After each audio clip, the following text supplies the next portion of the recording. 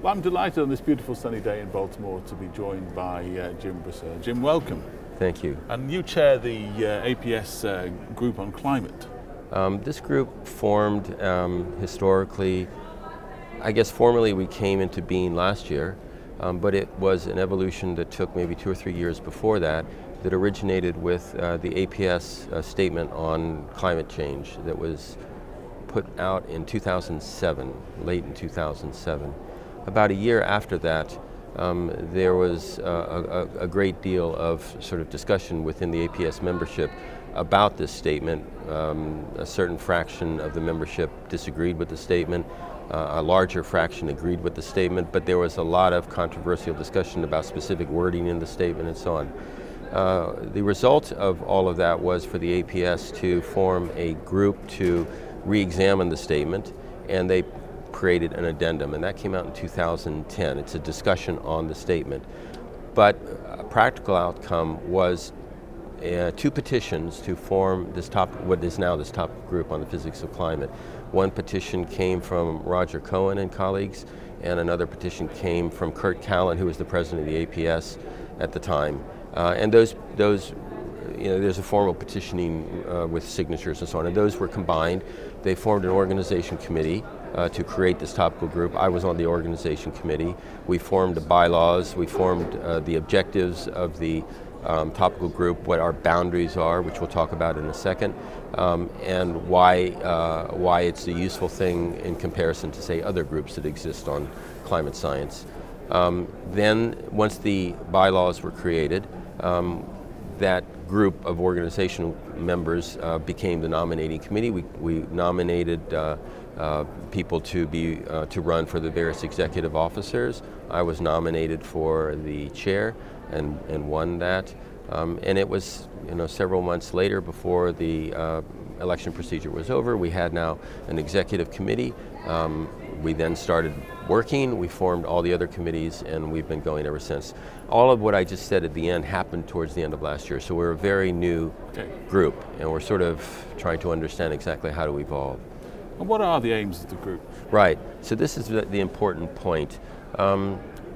It was decided right from the beginning that the aim should be to focus entirely on scientific issues, because climate science is way more than climate science. There's a debate, there's a public debate, there's a political debate, there's an economic debate. There's debates having to do with one's political leanings. Sure. So there's all sorts of issues that get in the way, as it were, of the scientific issues. So the decision was made, and it's formally in our bylaws. You can read the bylaws, and it says it explicitly that we are to exclude the public debate, the economic debate, the political debate is not part of what we're supposed to be talking about. We're supposed to focus on issues of science and controversies. I don't know, controversy is not the right word. Science always has a ongoing debate, as it were, within it, but it's science. It doesn't matter whether it's a controversial area or not. Scientists argue with each other about the validity of one result or another, and over time results accumulate and certain conclusions become stronger, as it were, and so we want that to be the focus of this group. There is quite, forgive me, but the science of climate is somewhat controversial itself, isn't there? I mean, there is not agreement on the scientific science of climate. Well, to say the science of climate is to put a huge amount of scientific research into one word. It's a huge area. The atmosphere, climate science involves the atmosphere, the oceans, the ice caps, the interactions among those things.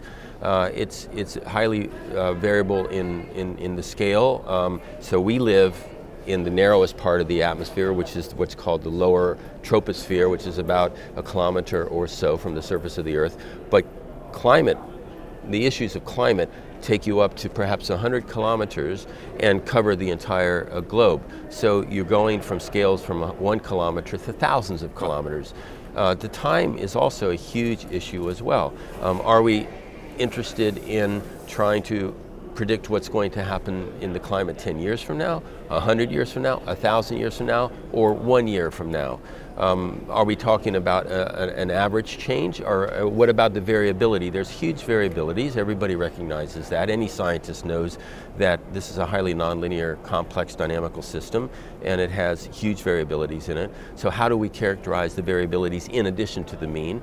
The variabilities are huge, so whenever you have large variabilities around a mean, there's always going to be discussion about how you even define the mean and so on. So it's a very, very broad area. It involves climate science, it involves oceanography, it involves thermodynamics, it involves fluid dynamics, it involves radiative transport, it involves molecular dynamics, chemistry, and so on. It's a huge area, so to put it all into one word is way oversimplifying the issue, really. Okay, so what are you, final question, so what are you trying to achieve? Well, in this group? Yeah.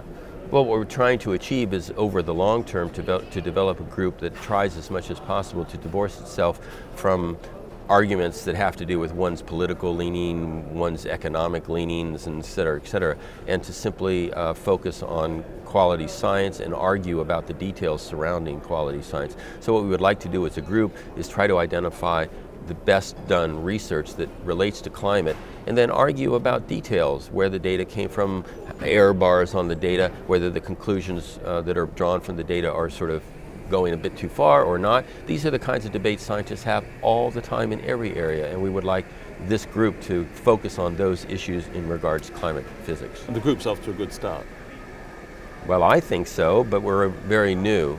In fact, we had our first business meeting last night, and there were only half a dozen people from the membership there, which is not unusual. So we're hoping to build up more response from the membership. Well, final question would be on that. How can members, APS members, kind of get involved? Well, they get involved by joining, and then they receive emails that indicate what's going on. So, for example, we're running an invited session at this meeting, which is happening today. We're running a focus session, which is happening tomorrow, and we were also involved in the Cobley plenary session that's happening this afternoon. Wait a second, today is what? Wednesday. Yeah, it is today, sorry. I've been traveling a lot. So that's correct. So this afternoon there's the Cobley, and there will be 2 speakers on climate physics, and the GPC played a role in choosing those 2 speakers. And then we have another session that we're sharing with the Division of Fluid Dynamics. So I think we're off to a good start. We wanted to build over time. And we definitely have to work on creating a better integration with the membership, a better communication with the membership. It's something that we definitely need to work on. Okay. This is a relatively new thing for physics community. Okay. Generally, this kind of research lives in the geophysical community, and most of the climate science research is presented at the American Geophysical Union meeting, which is in December. It's a huge meeting. It involves many groups, meteorologists and geophysicists and so on.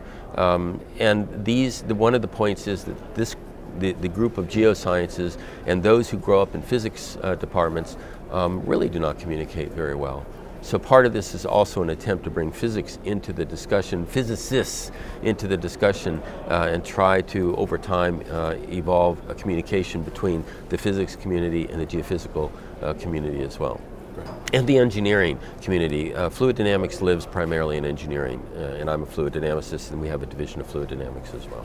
Great. Well, it's fascinating. Thank you very much for your time. Oh, it's my pleasure. Thank you. Thank you.